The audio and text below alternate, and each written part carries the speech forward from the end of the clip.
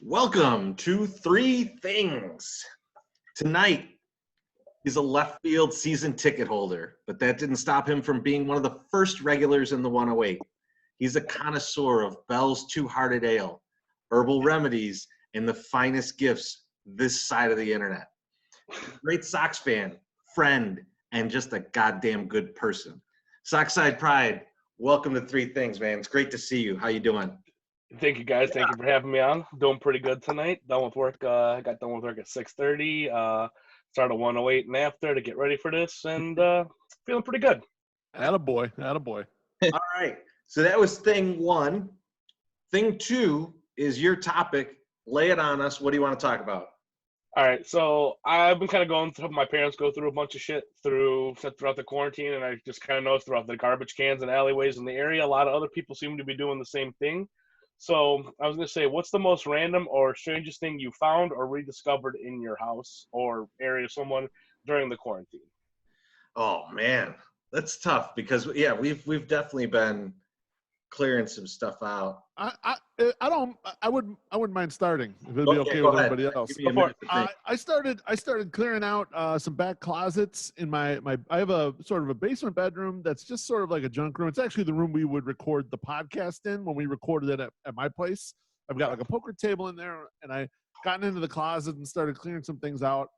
And so many old sports cards, especially like late 80s, early 90s, like Brian Bosworth rookie cards and like Derek Thomas and all these fucking guys I hadn't thought of in so long. And it's really coming to fruition because ESPN is like re-airing all these old NFL drafts and shit. And so you got Deion Sanders with the glasses and the big gold chains and shit. And I'm like, I just saw a second-year pro set card in my back closet here. So I'm going through a lot of that stuff. And we did an 85 Bears draft last night with Gas Money Bob and Aloha Mr. Hand. My Sox Summer wasn't invited. And Mr. Hand showed one of the old McDonald's cards. They used to have the giveaway cards with the scratch-offs at the bottom. That was for the Bears. Scratch-off, yeah. Yeah, and I've got a bunch of those in here, too. And my parents actually did I gotta show Mom and Dad, Teresi.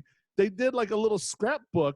If I didn't throw it out already, I might have thrown it out. But they did a little scrapbook with like paper clippings from the 85 Bears. So like they cut it out of the Sun-Times, like some pictures and shit, and put it in there. So a lot of like old sports-related cards and memorabilia from that 85 season, which is 35 years old now. So I found, and Beef, you'll love this because I found this the other. I did not throw this out, by the way. I found this. So probably, I don't know, when did we start playing guitar and bass? Probably like in the mid-90s?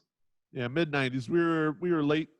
You were like probably 15, 14, something like that. Yeah, so probably like 94, 95, something like that. Yeah.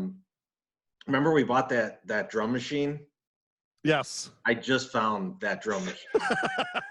Oh, yes. It's like a 1990s Alesis drum machine.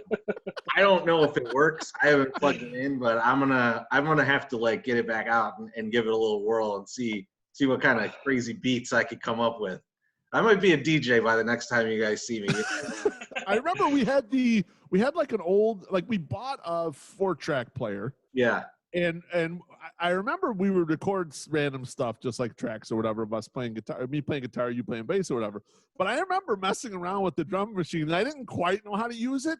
But now I have seen Hip Hop Evolution, so I know exactly how to use all that shit. I'll come over there, and we're gonna make some beats, and you and I will be a rap group. So I have probably is a little bit of a different thing than you guys. I mean, you Sockside, you might have had a similar experience, but I've moved across the country twice, so I have like always kept track of whatever I have. And I think in this quarantine, especially, the biggest thing that I did was I popped open a box of toys that I had kept for like to display at some point or whatever. And then this was like, you know what, fuck this, I'm fucking selling this shit. So like I've had a 20th anniversary Optimus Prime, this big, huge Optimus Prime. And I was like, I just had it sitting on the table. It's been on the table for like a year. And I'm like, I am never going to put this anywhere, like display it anywhere. It's never going to get looked at. It's like the bobbleheads are plenty enough. I don't need anything else. So I put it on eBay, and within like 35 minutes, it's sold for like, $150 or whatever. Nice. But like, Damn. so now, yeah, these are the big bangers. Like I have like American Psycho, one of the action figures that I've just been sitting on, and I'm like, oh, I'm gonna use, one of these days I'm gonna put this up on the shelf. No, I'm not. So I put that up. The last one sold for like $150. So it's like they're big bangers. Like I need to get rid of it. But I have a lot, like that's probably the fun stuff. But the girls especially have been finding their toys and going, oh my gosh, I totally forgot about this, or whatever. And my wife tonight was saying we have to start getting rid of stuff because we have too much stuff. So this is like an every 2 or 3 week thing. But the girls are recycling through their toys right now, so they're finding new and interesting things. And I also threw away, I think, 37 boxes of just flattened, corrugated cardboard. It's been chilling in the basement because I might need 37 more boxes to go with the 200 that I have that I actually use. So God never damn, know. really? yeah, dude. I should take pictures. I should have taken pictures. My Sock Summer, though, that recycling toy shit, that could last for a while, man. So don't throw all that stuff out. Just box it up, No. hide it, and then a year later, they'll be like, oh, shit, I got some new shit. Because that Bring it out in worked on- doses. Yeah, exactly. That worked on Bonita Stakey until she was like maybe 8. Now she doesn't give a shit about toys. Now I bought her a laptop recently. I was telling you, my Sock Summer, I bought her a brand new laptop. And so she's just been learning all the games that she likes to play on the laptop. She realized though that gaming on a laptop like that, it's better to have a mouse. So she fucking stole my mouse from my computer. So now, There you go. now I'm mouseless. I had to order a mouse. What about you? Time, man. So I found a lot of this going through. I kind of posted some of them on Twitter a couple weeks ago. I found all my Ninja Turtle toys. Nice. So like I've been having a field day with those. I found kind of like Jacob said, my Sock Summer. Sorry, I pulled him. Yeah, no worry, no one cares. Most people have my address. I found the giant Optimus Prime from Beast Wars, so it's like the big shiny silver gorilla. And then I'm a big Dragon Ball Z fan, so I got a Ninja Turtle bucket container full of Dragon Ball Z toys. So I got a bunch of that, and then all the sports stuff. I got stuff from every championship from the '90s through the '80s or through now. I found 4 of the Bears Super Bowl pennants, and then I found just a couple of Sox helmets. Oh, nice. That I thought were pretty cool. Yeah. With the Campbell Soup label. So that's not really seen much. It's a little bit damaged, but I love this one too, and it's not really seen all that often. So That one's sweet. On show off. That's The Caesar dope, dude. the C one is amazing. Yeah. Also, you shouldn't have told My Sock Summer where you live, and then I'm not- You can have knocking on the door. Sorry, you can help me get I rid of got some of it. My plenty of parents would shit. be eternally grateful. My parents were trying to unload 2 tubs of Beanie Babies from the '90s that we were big collectors of, and Oh shit. yeah, the papers lied. They did not increase in value. They are, in fact, I cannot give them away. The problem, see, in Sockside, I have an issue with the Beanie Babies because sometimes I'll go to a store and I'll see them and they'll be like 2 for $1, and I'm always like, I can sell this for $5, or whatever. And then no, you can't sell it for $5. But I bought a huge lot at one point, and a lot of them are the older ones, and then a lot of them are the teddy bears. And there's one that has all the errors on the label or whatever, and it sells for $300. And I feel like if that ever sells for $300, I have been fitting back into it like hook, line, and sinker. I will continue to fucking buy Beanie Babies when I see them on the cheap. It's ridiculous. There's like these little niche ones that you can buy, like you can sell. And then there's other ones, the other ones are just totally fucking Yeah, I mean, my uncle used to like scour for us when we were little. So like he'd go to like every shop in the area he'd go to, and like we have a bunch of what were the rare ones at the time, and then just like 2 tubs of just like the bullshit, like hey, throw these at someone, use as target practice. All right, so the Beanie Babies didn't go up, but what about Tickle Me Elmo? Like if you had put all your savings into the Tickle Me Elmo at that time or into your 401k, which one would be better off right this second? Well, it depends. Tickle Me Elmo after the pre-COVID. Pre-COVID, okay, pre-COVID. How about would have been close or what? Well, I don't think so. did you have an Enron-filled 401k. That's the Yeah.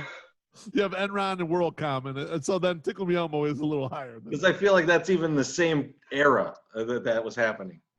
Yeah. I think it Tickle Me Elmo in the box goes for like $30. Like it's not that expensive. It's not really all that. It's not that Nothing much. happened. My parents did find like this weird like late 70s, early 80s Mickey Mouse head radio that just it's got like devil eyes on it. And then this tape player Mickey Mouse recording thing where the pants just constantly fall down. It's terrifying. It is terrifying. That sounds awesome. The Wally Money edition. Wally Money Mickey? You put the tape in, all it does is, yeah. And then the pants fall right off. The wobbling Wally. All right. Thing 3 is the topic I get to bring. So, this year, Illinois has legalized sports betting and recreational marijuana. I think this group partakes in at least one of those. Each person, to each. My question is, what is the next thing to be legalized in Illinois? Wow, that's quite a question there.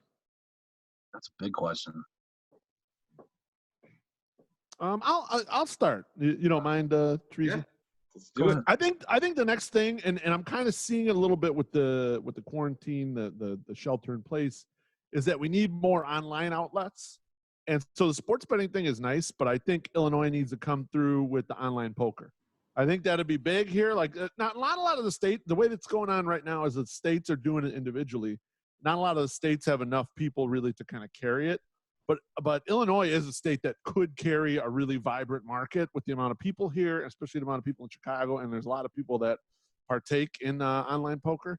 Not to give away, but someone that I know on Sox Twitter, and I'm not going to name who it is because I don't want everyone beating on their door about this, but has invited me to a underground online game that I've been playing it, and it's so much fucking fun. I mean, it's great to play online poker, and we're not playing big stakes or anything. This is small stakes, but it's just like fun, and people enjoy poker. And with more of the social distancing going on, it just makes sense.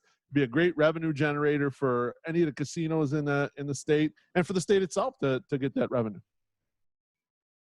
I'm still drawing a blank right now. Yeah, me too. I'm kind of thinking about it. So quite possibly because I am on one of those legal things. Allegedly. That's the thing about these gummies, man. They just hit you when they hit you, and like sometimes it's like a real, like I'm totally fine by now. Today, it's just a little buzz still, but man, I want to go with the easy joke and just say that we're going to legalize group gatherings again because they're totally illegal. We could just say that's going to be the next thing that's going to get illegalized. But yeah, man, I never would have thought that we would have had legal pot. And I remember driving home from California and stopping in Colorado where they had just legalized 2010. They just legalized like having pot plants, like you could grow for medical purposes, and you basically, same thing they did, over here 7 years later. But it was like walking into a guy's house and seeing a ton of pot plants and knowing that shit was legal was like the most amazing thing ever.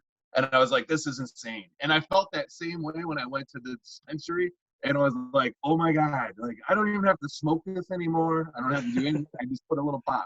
And it's like it's like it makes sense and it's cool. It's definitely fucking cool right now. But yeah, I mean, my birthday's 4/20, so like it could not have come at a better time. I mean, I had to stay home and partake in 4/20 celebrations. It was a rough birthday. God damn it, I don't know. All right, I think I got one, and it's gonna be like. I think sex workers are going to be the next thing legalized. I think it's because you're slowly seeing the movement towards it being normalized, towards the rights being for it. And many other countries, look at the Netherlands, for example. It's just kind of been there for a while. I think it's just kind of something they're pushing for more rights. They're kind of being more normalized, and it's just being less of a marginalized thing in society. And Plus, I'm a history nerd, so between that and all the shit I've kind of just studied about it, it's just kind of been a gradual progression on how they're viewed in society in different areas of it. So, I don't know. I think just the way with everything's going, Las Vegas has kind of been that spot where once it goes from there, I think it's just going to kind of spread from, obviously probably some of the bluer states first, but I think that's the next thing Illinois would go towards. Plus, if they find a way to make a buck for it, especially with COVID, I mean, put a tax on it, $1 for the stripper, $1 for Uncle Sam. Still, if I'd make money any way they can. This is obvious. G-string. This is the one that I was actually thinking of when I came up with the question, because I was trying to think how we could get Robert Kraft to buy the White Sox. This was part of my plan. I think JB would be down with this to let this go. But it also it makes sense too, because one of the problems in our country is human trafficking, and it's because this is a black market thing. So if you got rid of it being a black market thing, you'd probably take care of that problem by accident. So that was one of the things that I thought of, and probably the first thing that I really thought of. So I agree, and I think that's going to happen, but I don't think that's going to be first. My Sox Summer, you got anything yet?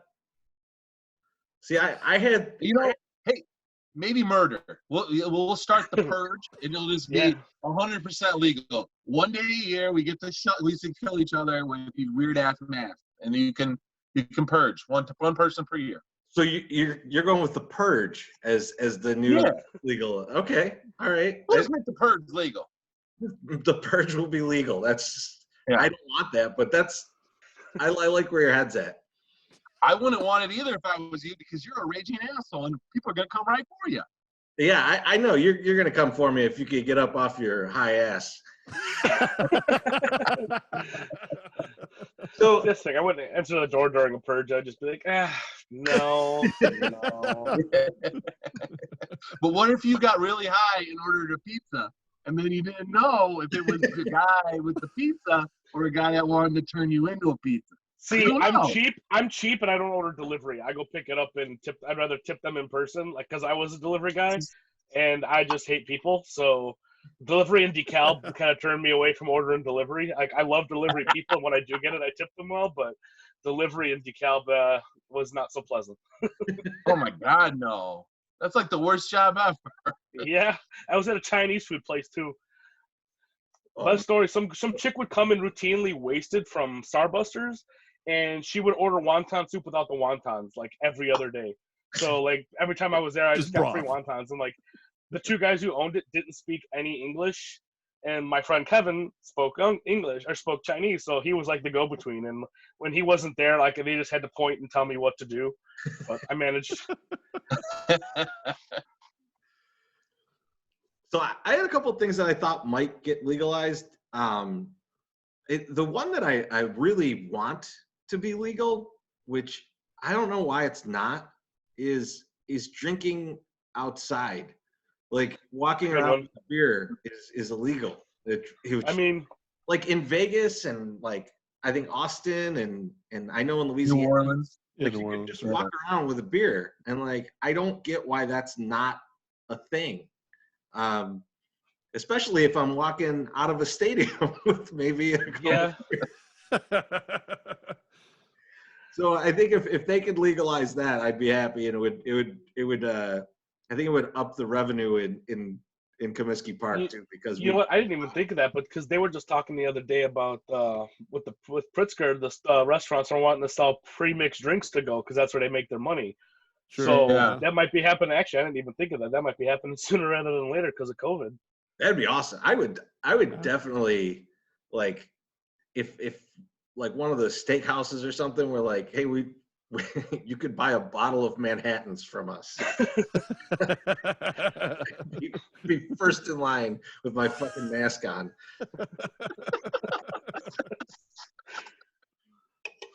Yeah, but the other thing I thought of, because they just have the now with legal weed, they kind of have the lines, the kind of distribution line for this is mushrooms. Yeah, that's a good one. That seems like it's almost kind of easy, because I mean, I don't think it would be that much crazier for people to to say like, oh yeah, like why not have this as well? And the legal weed places are going to eventually need new things to sell. Like I know craft weed will be a thing, but like past that, they're going to need some other products. And I don't think we're quite ready for like cocaine or heroin. Not quite to go full Portugal yet. Yeah, so I think like mushrooms will probably be like the next kind of like psychedelic that comes on the scene. Like 3 places in the U.S. already legalized them already, didn't they? Or decriminalized them because they treat depression. They treat severe depression really well. Oh wow! No, I didn't even know that. Yeah, I think Denver, somewhere in California, I think one other spot decriminalized them, and they've shown great use for treating severe depression. I like my pick even more now. Can you microdose a mushroom? Yeah, I mean, just the amount you take. You take a handful versus 1 or 2 caps. Mushrooms are tiny. I mean, that's yeah. Like they're... Don't think of a button mushroom. Think of like a little tiny spore mushroom. Yeah, like think about nothing's bigger than your pinky. Like Chinese food's a good example. Yeah. Don't think those little mushrooms. Yeah. You're not getting like a hamburger size like portobello mushroom. No. I guess I'm thinking more about the effects. I don't want some dude driving around in his fucking Dodge Spider, fucking all jacked up on a fucking 1/8 of mushrooms or some shit. Well, just like Eddie, I don't want him jacked up on a 1/5 of rum either. Like I don't. Well, no, that's illegal though. That's illegal. Drinking and driving is illegal. It would be illegal. I think ingesting any drugs is illegal when you're driving, isn't it? Yeah, I mean, if you're impaired, it's technically impaired driving. Yeah, it's just impairment, right? So all right, you got a good point there. You got a good point there. I didn't consider that. I'm saying like someone should take a fistful of mushrooms and then drive a semi truck, like. A fistful of mushrooms, then you drive the school bus. That's how it works. That's when they legalize it. They're going to say only for school bus drivers because this is how we want it done. Only for Otto. This smells like Otto's jacket. All right, man. Thank you so much for joining us tonight. It's been a blast. I appreciate you guys having me on. That means a lot to me. Six side. You are the best. I hope we see you soon. I hope we can crush many two-hearted with you.